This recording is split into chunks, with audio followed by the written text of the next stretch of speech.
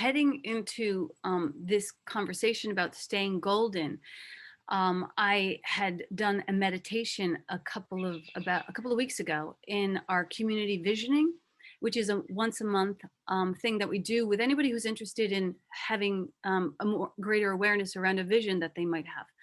And I was partnered with Jeannie Laporte.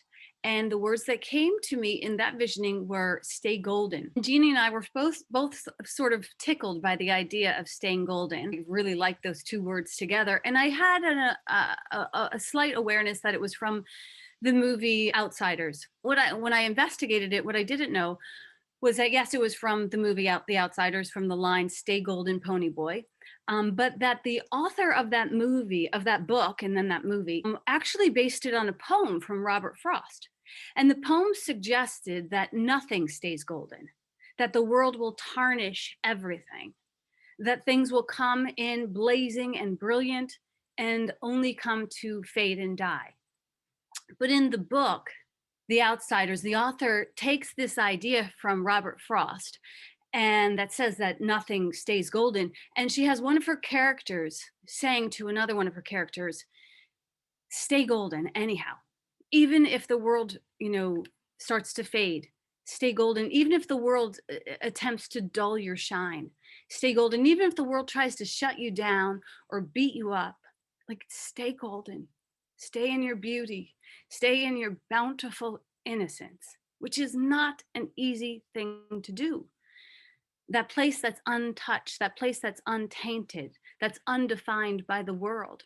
The author of The Outsiders, which I found to be very interesting, S.E. Hinton, wrote that book in 1967. And her name is actually Susan Eloise Hinton. She was 16 when she wrote that book, 16 years old. She was 17 when the book became published. And her publisher saw this brilliant piece of writing that was so unusual for this time, because there was all of the young adult books were about like a girl in love with her horse or a girl playing second fiddle, but this was a story about like the depth and the pain of human existence, even as you're moving through your teenage years.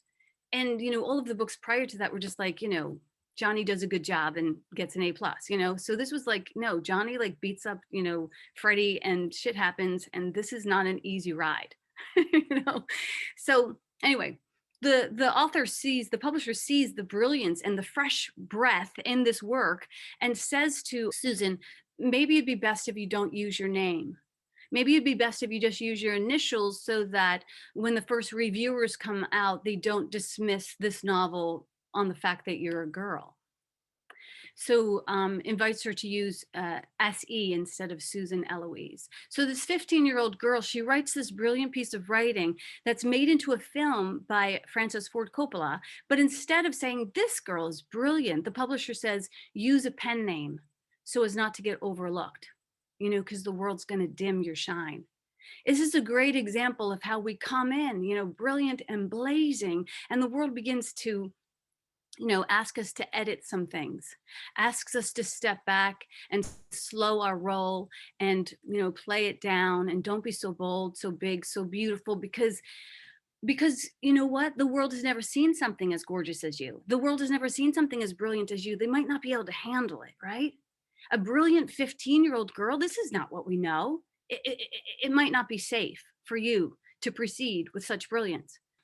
This happens to all of us. We can't take it personally, because it happens to everyone, and in the most unusual and odd ways. We each call to ourselves the perfect teachers, the perfect gardeners, the perfect pruners, who will assist us in being safe instead of being sensational.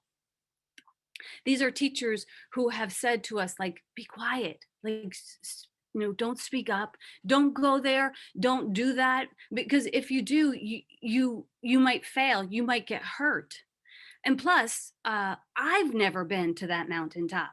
And so if you go there, I will either have to rise with you, or I will have to look at my own determination to play it small. And I don't want to do either of those things. So if you could, please don't change. Don't reach beyond yourself, and just be safe. Don't be brilliant, please.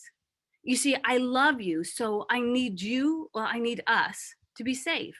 instead of being sensational.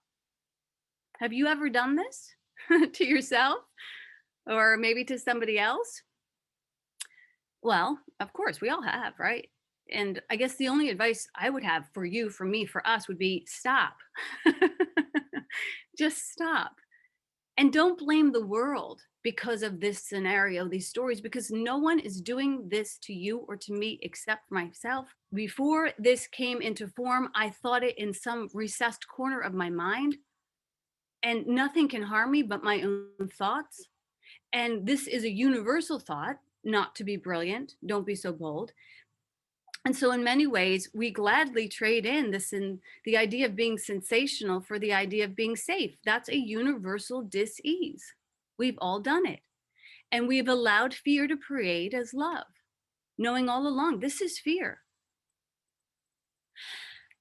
And so, how do we get closer to our sensational? And what is sensational? Sensational is the extraordinary. It's not the ordinary, it's the extraordinary. It's the phenomenal. It's the remarkable. Those things that deserve to be remarked about. These are the things that we could also say about God, that God is extraordinary, that God is phenomenal, that God is remarkable. And so, if these things are things that we say about God, then we should certainly be able to get comfortable with saying them about ourselves and about each other. I don't mean to shit on you, as Will said earlier, like we don't want to tell each other what to do, but we are extensions of God, and denying our brilliance serves no one.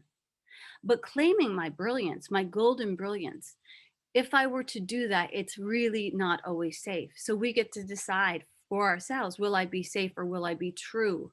Will I live from my tarnish or will I live from my truth? We are golden.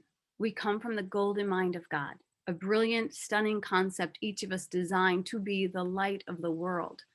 And I know that sounds odd, and I know that sounds off to be able to claim that I am the light of the world, that you are the light of the world. I've studied A Course in Miracles for too long, done too many rounds of those workbook lessons, the more than I can count. I've dipped into and moved past that lesson 61 that presses me to say that I am the light of the world. But if you were to press me, if you were to say to me, Maureen, what you up for? What you here for? I'd be pretty reluctant, honestly, to tell you, actually, funny you should ask, I'm the light of the world. I mean, what does that even mean? I mean, I'd fear that you'd go get me a jacket that ties in the back and ship me off to the funny farm. And so we go about not making these types of declarations because I don't want to feel uncomfortable. And it's really uncomfortable to step into my brilliance. And I don't want to make you uncomfortable. So I begin to play it safe, to be nice, to be nice and to be safe. So in this world that seeks to assist us in conforming to the norm, we tend to dim our brilliance instead of declaring our potential. So when we say stay golden, there's something that rattles the very cells of our being. We know that we're here to be golden. We know that. And so we, along with Ponyboy, must attempt to live into that, to claim our fame, to reach into our wonder, to lean into the light of our own brilliance. Jesus says, this and greater things shall you do. This and greater things will you do. This and greater things will you do. Me? You? Are we doing greater things? Are we doing greater things? We have permission. Are you just circling the zone of safety? I asked Sherry to read the mission statement today, and she responded, I would be excited to. I love that. I love that because I remember she told me once, like, I don't always feel comfortable being seen. And so getting to step out of your comfort zone and into your spotlight, man, that's a beautiful thing. And to go without reluctance, but to go with a little enthusiasm, that's hot. Marianne Williamson says that it's our light, this light, not our darkness, that most frightens us. You are the light of the world. I am the light of the world. This is merely a statement of truth about yourself, about us. It's the opposite of the statement of pride or arrogance or self-deception. It refers to you as you were created by God, and by God you are brilliant, and by God you are golden, and by God you are. And this is not what the world wants you to know, although it is a simple state of truth. And if we were to break it down, it does all add up, because nothing leaves its source. Meaning, if you plant a carrot seed, you will get a carrot. If you plant a carrot seed, you will not get an apple. If you plant a Christ consciousness, you get a Christ. You are a seed of God. You are an extension of God. If you water that truth, it will grow. If you place that truth in the sunlight, it will grow. The acceptance can feel egotistical, but it's not egotistical to simply accept the role that God has given you.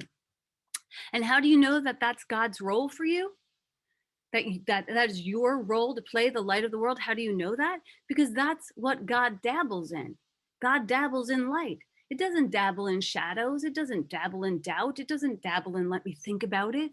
It doesn't dabble in darkness. It doesn't dabble in strategizing. It dabbles in light, in clarity, and in brilliance. But the Course knows that this declaration will be uncomfortable, and so it invites us to say this statement as often as possible. I am the light of the world. That is my only function. That's why I'm here. And they ask us to repeat that often because we vacillate. There's this piece of writing that I love. I may have shared it already, but it's from Howard Thurman, The Moment of My High Resolve. To stay steady and convicted in the truth of who you are. It's one thing to get there. It's another thing to stay there, to anchor into that place. So Howard Thurman gives us this beautiful piece of writing called The Moment of My High Resolve. He says, keep fresh before me the moment of my high resolve. Despite the dullness and the barrenness of the days that pass, if I search with due diligence, I can always find a deposit left by some former radiance, but I had forgotten at the time that it was full orbed and glorious and resplendent. I was sure that I would never forget. In the moment of its fullness, I was sure that it would illumine my path for all the rest of my journey. I had forgotten how easy it is to forget. You see, it's like when you first have a baby, a child, and they place that beautiful baby in your arms, you don't think about the laundry. You don't think about the lunches that you're going to have to make. You don't think about the long road ahead. You are so in love with that baby. You're like, what? You are in the middle of your full orb of love. And you think to yourself, I will never not love this child. I will never not know that my breath is this child. And yet, life happens. And you have to get up early in the morning, and you have to stay up late at night. And parenthood can sure take the shine off of your enthusiasm, man. It's a long haul. So Thurman puts it this way. He says, there was no intent to betray what seemed so sure at the time. Like my response was whole and clean and authentic when I fell in love with this baby, basically. But little by little, there crept into my life the dust and the grit of the journey, and the details and the lower level demands, and that got all kinds of cross current, nothing momentous, nothing overwhelming, nothing flagrant, just this general wear and tear, as he puts it. If there had been some direct challenge, if someone had come in and tried to harm my kid, I would get on up like Mother Bear. It wasn't like that. It was just the general wear and tear. I would have fought whatever it was until the bitter end and beyond. And so Thurman invites us into this vow at the end of this piece of writing that he makes for himself in commitment to his full orbed state. And he says, in the quietness of this place, surrounded by all the pervading presence of God, my heart whispers, keep fresh before me the moment of my high resolve.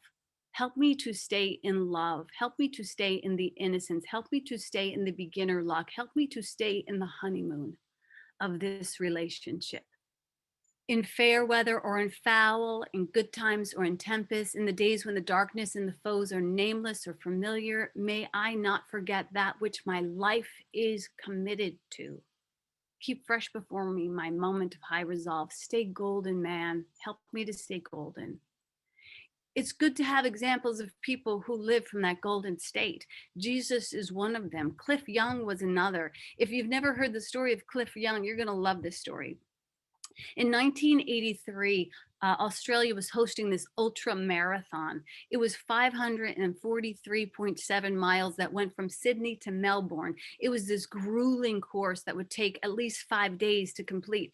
It drew all kinds of world-class athletes who were highly trained at the peak of their potential, these young bucks who were, impeccable form, sponsored by large companies like Nike. In 1983, 61-year-old potato farmer named Cliff Young shows up at the start of the race. And he's not backed by any sponsors, and he's not decked out in Lycra and logos. That's him right there. Look at him. He showed up wearing, just like you saw, work boots and overalls. And his intent was to run the race. This was foolish. This could not happen. It was as foolish as a 15-year-old girl writing a masterpiece. A 71-year-old potato farmer running an ultra marathon in overalls. Come on now. The press and the race committees, they were all like, you're crazy, go home, go, get out. You can't finish this race. But Cliff didn't know. He didn't know that. And he didn't let the fears of the world dim his golden truth, that God is extraordinary and so all things are possible.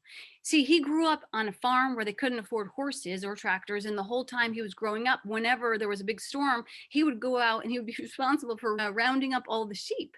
And they had something like 2,000 sheep on 2,000 acres. And sometimes Cliff would be running those sheep for 2 to 3 days. So that's what he knew, even when the world said no.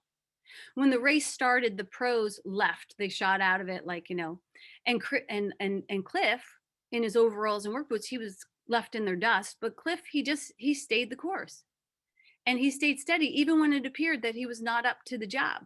He shuffled his way along these 500 and some odd miles. In fact, the media called the way that he ran the Cliff Shuffle. And maybe it was because he had these weird boots on. Maybe that's just the way he ran. I don't know. Some people even feared for his life. They said, that's not safe. And we want you to be safe. We don't want you to be sensational. So he ran at this slow pace and this looping pace, and he was trailing the pack of these major racers, living on the margins of their brilliance. But then something strange happened. While the other competitors stopped during the night to sleep for 6 hours, Cliff didn't sleep. He kept running. He didn't know you were supposed to sleep. All of the other professional athletes, they knew that. They had trained for this. They had strategically planned every moment. They knew that it would take 5 days to finish the race. And in order to complete it, one would probably have to sleep during that time, right? 18 hours a day of running and maybe 6 hours of sleep. The thing is, Cliff didn't know that. See, when he went to run after those sheep, he didn't sleep. He ran the whole time. And he told the media that he was planning to run the entire race without stopping. When morning showed up on the second day, not only was Cliff still in the race, he had continued to jog all the way through the night, and he didn't stop. And each night he came a little bit closer to leading the pack. And by the final night, he had taken the lead and was the first to cross the finish line. He set a new course record and was awarded the winning prize of $10,000. When given the money, he did something that was almost as shocking and extraordinary as winning the race. He didn't know not only that you weren't supposed to sleep during the race, he didn't know that there was prize money. And he actually felt bad that his winning took from somebody else. So he split up the money and he gave it to all of the racers. He demonstrated brilliance, not just in the way that he ran the race, but in who he was and who he knew himself to be. He took us all to this golden spot of innocence. In some cultures, they call that Mbutu, where we join together to run together. So there's no winners and no losers, but we all win when one wins. So Robert Frost's poem tells us that things are not meant to stay golden, that things are meant to fade and to tarnish. And this is true. This is very true about the world. The world will fade. The world will fear. The world will fail us 1,000 times. But you, my blessed beauty, are not of the world.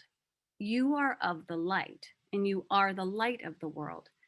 And like Jesus, who was an example of that light, this man who saw the light of himself, who saw the light of his brother, and having seen the light of himself and his brother, he remembered God. When the world meets with brilliance like that, things can get kind of funky because the world can't handle that kind of shine. It might invite you to change your name. It might invite you to step back. It might invite you to join them on the crucifixion. But all along, we got to know that nothing real can be threatened, and especially not this brilliance that lives within you. So we don't have to hide under pen names or play it safe. We don't have to stand as a spectator in the game of life. We get in, we get to play. Christ knew its potential was limited only by the potential of God, and God has no limits or conditions. Christ is also our potential. So, although it's not always safe to lean into your potential, you did not come here to play it safe. You came here to be sensational. And so today I invite you to keep fresh the moment of your high resolve. Even when it feels like you're getting the dust kicked in your face, you got to remember that you are the light of the world. And doesn't the world need that light now more than ever? You are the light of the world. And so, for the love of God, stay golden. And that's the word.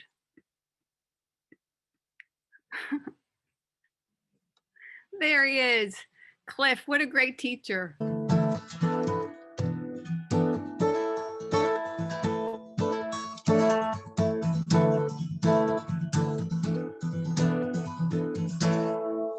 a moment, I could feel it all change. And I knew with all my heart I would never be the same. There are stars, oh, there are satellites, and I wish I could show you your own light, your own light.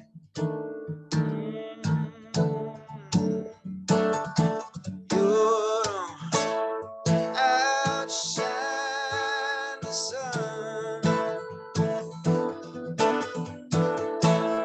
Tune in, turn on. Your heart is a million times as strong. Breathe in now. Show us how it's done.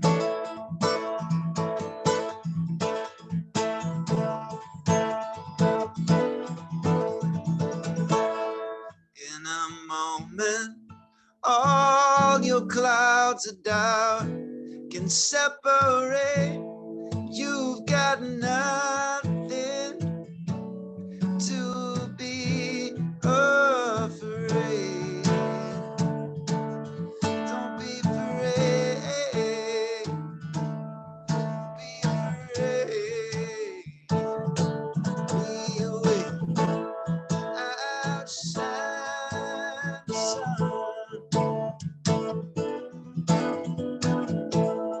Tune in, turn on.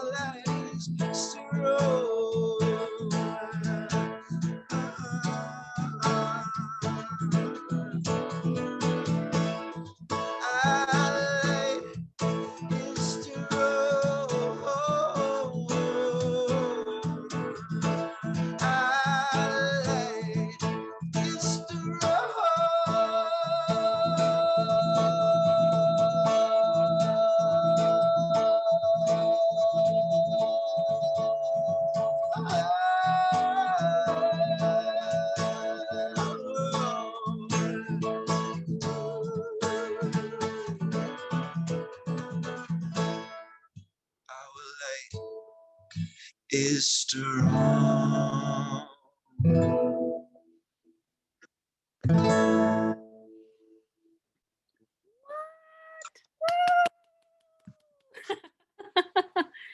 Wow, Zach, you're getting a lot of love in the chat. Awesome. That was, come on now. How we get so lucky? You know, I know that in order to be that way with your music and your passion, you have had to keep strong the moment of your high resolve. Because I know as an artist, there's so many up and downs and in and outs and all kinds of distracting scenarios in the media of how far you haven't come. You know, but like getting to stay fresh the moment of your high resolve is like, it doesn't, there is no here or there. It's always right here. Like right here I sing for God, right here I speak for God, you know, right here I hold this truth for God, or I hold this truth for love, big love. You know, right here I sing for love, right here I hold this truth for love. If God freaks you out, if that word freaks you out, you can substitute it for love. But what I will say is that if we stay in that moment of Holy Communion, gosh, everything, we get carried all the way to the end of the race. Even when we're showing up shuffly and dusty, we get carried all the way to the end of the race with just that little willingness to know that God can do through us.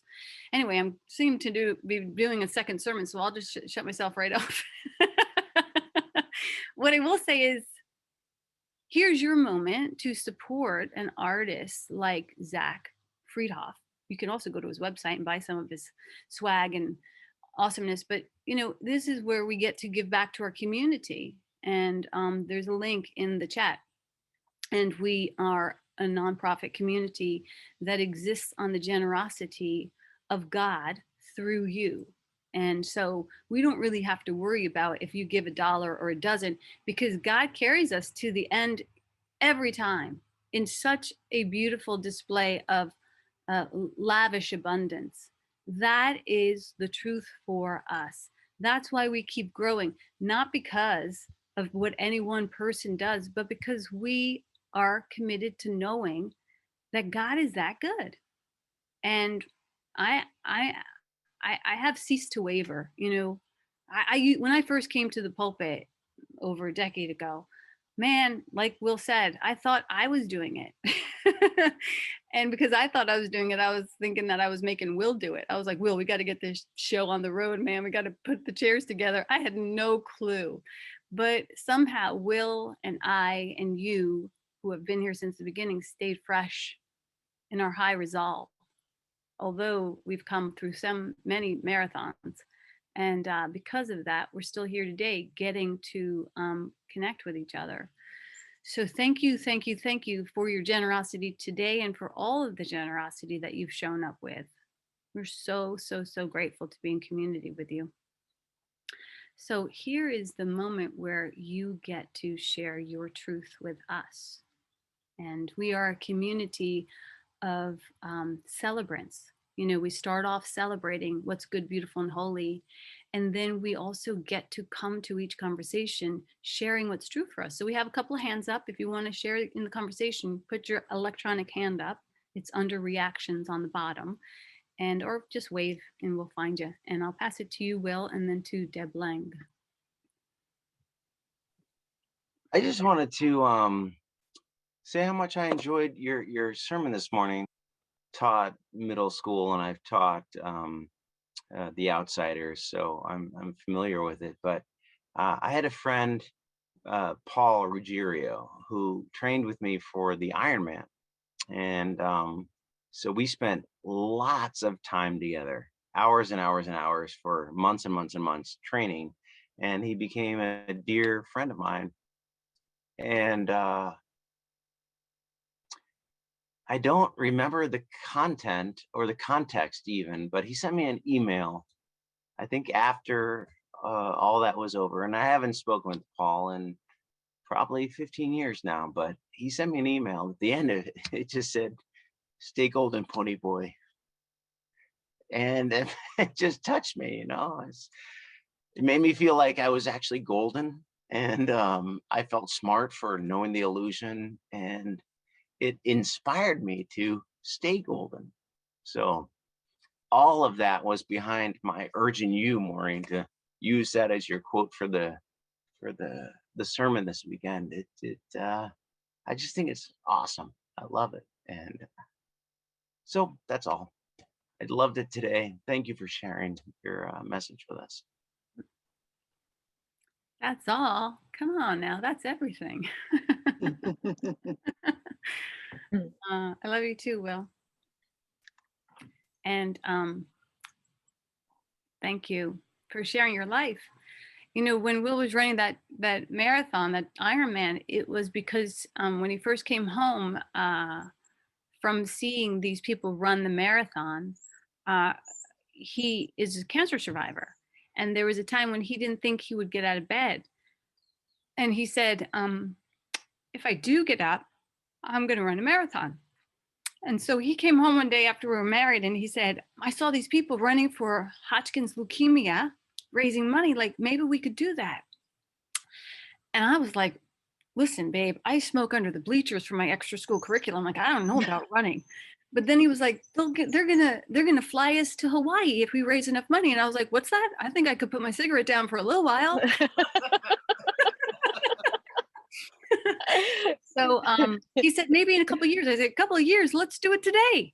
We started training. Man, you take a Jersey girl out of Jersey, but it's not always easy to get her to finish a marathon. But we did it, and then he went on, and he made so many friends who were doing good work in the world. And man, he's right. Like, staying fresh in that moment, that those commitments that you make to yourself when you are down and out and crippled in your own bed, like those commitments that you make to yourself, to remembering the possibility that still lives in your bones, like those are the things that'll get you out of bed.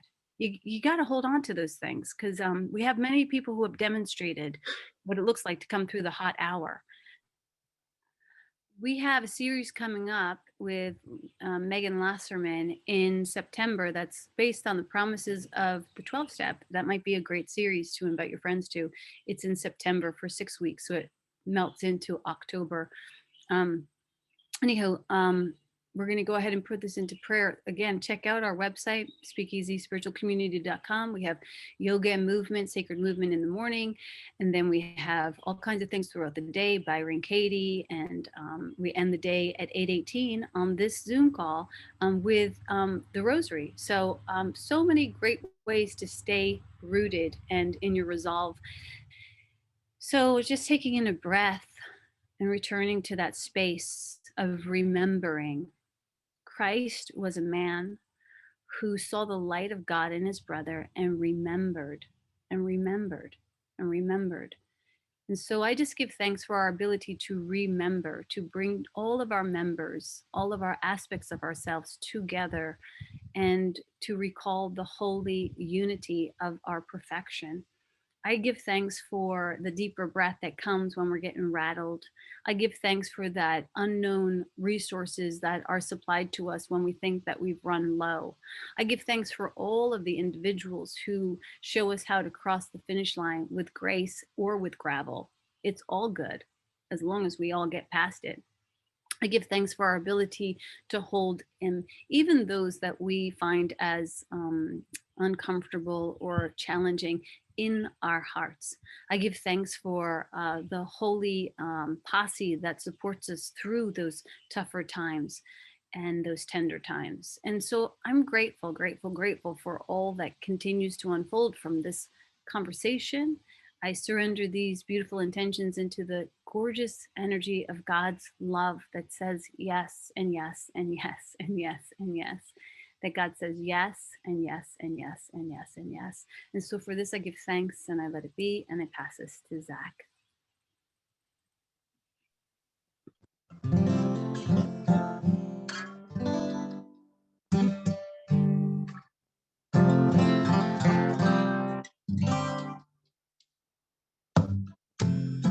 Minding my own business, trying to get by. Lord knows there's such suffering, so many people's eyes. Oh, I know we got to love each other. I don't know how to lend my hand. Give me the strength to love. Give me the strength to love. Give me the strength to love. Give me the strength to love. Give me the strength to love. Help me stand up tall when I am called. Ooh, ooh. Well, if I'm waiting on someone, I'll wait my whole life long. Ooh, I am someone. I can't pretend there's nothing wrong. Oh, I know I'm here to be some service. My road is time to one and all. Give me the strength to love. Give me the strength to love. Give me the strength to love. Give me the strength to love. Help me stand up tall when the conscience calls. When the conscience goes. When the conscience goes.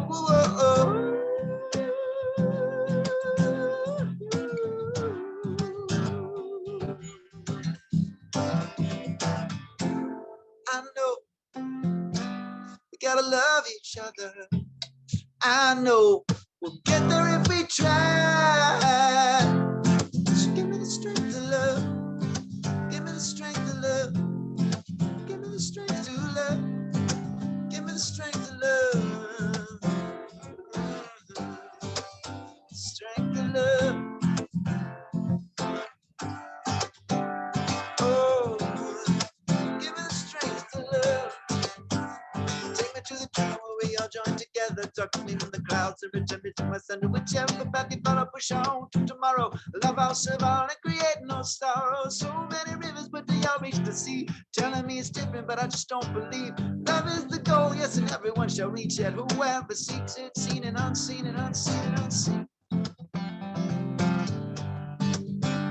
I don't want to reason anymore about the one I love, the one I love. And I don't want to reason anymore about God above, God above. I just want to melt away in all that grace, drift away into the sacred space where there's no more you and me, no more they and we. No more you and me, no more they and we. Just unity. Give me the strength to love. Give me the strength to love. Give me the strength to love. Strength to love. Strength to love.